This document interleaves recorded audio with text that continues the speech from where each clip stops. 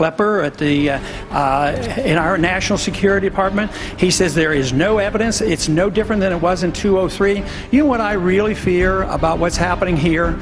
It's another Iraq coming. There's war propaganda going on, and we're arguing. To me, the greatest danger is that we will have a president that will overreact. And I served 5 years in the military. I've had a little experience. I've spent a little bit of time over in the Pakistan, Afghanistan area, as well as in Iran.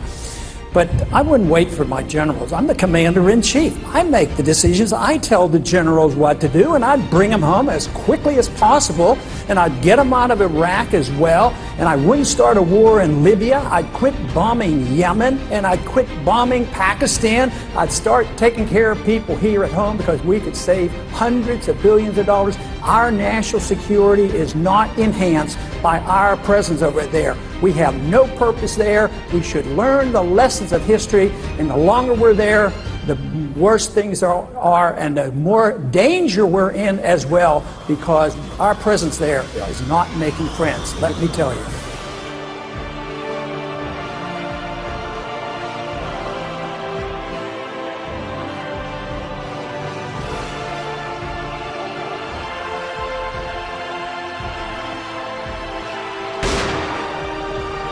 Since the change of the political party in charge has not made a difference, who's really in charge? Someone is responsible, and it's important for those of us who love liberty and resent big brother government, identify the philosophic supporters who have the most to say about the direction our country is going. These are the neoconservatives of recent fame. But can freedom and the republic survive this takeover?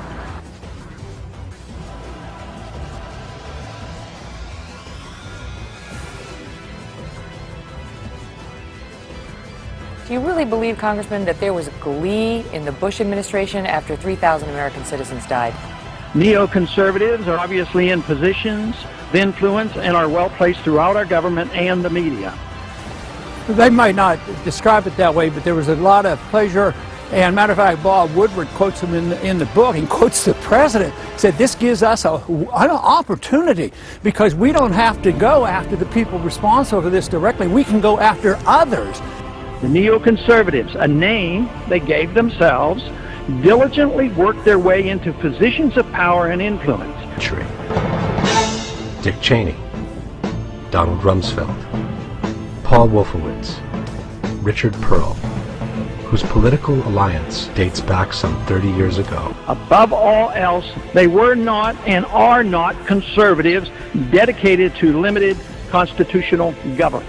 So yes, the neoconservatives, even years before this, were looking for an opportunity. This doesn't mean they had glee about 9/11. That's a total misinterpretation. They had pleasure in knowing that they had an excuse now to do what they've been wanting to do for so long. And what did they do? They marched into Iraq based on lies. There was no Al-Qaeda, no weapons of mass destruction, and look at the tragic outcomes from that effort. Undeclared war, and matter of fact, that's carried over into Afghanistan. Looks like it won't ever end unless we change the administration. Many neocons now in position of influence in Washington can trace their status back to Professor Leo Strauss of the University of Chicago. Strauss is a mysterious figure. He refused to be filmed or interviewed. He devoted his time to creating a loyal band of students. Paul Wolfowitz actually got his PhD under Strauss. Others closely associated with these views are Richard Pearl, Elliott Abrams, Robert Kagan, William Kristol. All are key players in designing our new strategy of preemptive war. You have to understand who the Al-Qaeda really is. The Al-Qaeda responds in a very deliberate fashion. Matter of fact, Paul Wolfowitz explained it very clearly after 9/11. He said that Al-Qaeda is inspired by the fact that we had bases in Saudi Arabia. So if you want to inspire Al-Qaeda, just meddle in that region. That will inspire the Al-Qaeda. Matter of fact, he went on to say that that was a good reason for us to remove the base that we had had in 15 years in Saudi Arabia, and that we shouldn't have done that. So there is a response. Al-Qaeda responds to that, and they're quite annoyed with it. So if you have a no-fly zone over Syria, that's an act of war. They agree with Trotsky on permanent revolution, violent as well as intellectual. They are for redrawing the map of the Middle East and are willing to use force to do it. They believe in preemptive war to achieve desired ends. They accept the notion that the ends justify the means. They express no opposition to the welfare state. They are not bashful about an American empire. Instead, they strongly endorse it. They believe lying is necessary for the state to survive. They believe a powerful federal government is a benefit. They believe pertinent acts about how a society should be run should be held by the elite and withheld from those who do not have the courage to deal with it. And I can tell you, if Rick Santorum and when Rick Santorum is president, Iran will not get a nuclear weapon because the world as we know it will be no more. Congressman Paul, 30 seconds. You've heard the war propaganda that is liable to lead us into the sixth war, and I worry about that position. Iran is a threat because they have some militants there. But believe me, they're all around the world, and excuse me. Money and views of Rupert Murdoch also played a key role in promoting the neocon views, as well as rallying support by the general population through his News Corporation, which owns Fox News Network, the New York Post, and Weekly Standard. This powerful and influential media empire did more to galvanize public support for the Iraqi invasion than one might imagine. Iran does not have an air force that can come here. They can't even make enough gasoline for themselves. And here we are, building this case up, please. They're building up this case just like we did in Iraq. Build up the war propaganda. There was no Al-Qaeda in Iraq, and they had nuclear weapons, and we had to go in. I'm sure you supported that war as well.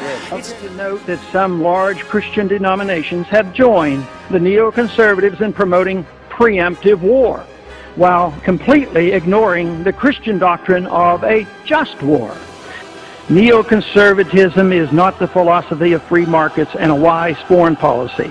Instead, it represents big government welfare at home and a program of using our military might to spread their version of American values throughout the world. Okay. It's time we quit this. It's time. It's trillions of dollars we're spending on these wars. If the neoconservatives retain control of the conservative limited government movement in Washington, the ideas once championed by the conservatives of limiting the size and scope of government will be a long-forgotten dream. We wouldn't have a Federal Reserve System, and we wouldn't be invading the privacy of every single individual in this country with bills like the Patriot Act. We'd have a free society and a prosperous society. He's very down on it. And in some ways, I see this a little differently, in a different perspective, because I don't see Obama as the problem. I see our problems as, monetary system deficits been run up, economic policies of the last 40 years. Republicans and Democrats have been in charge all that time. So when Republicans have been in charge, we didn't do such a great job, and that's why the independent movement is so strong. That's why there's a Tea Party movement and an Occupy movement, because of this frustration.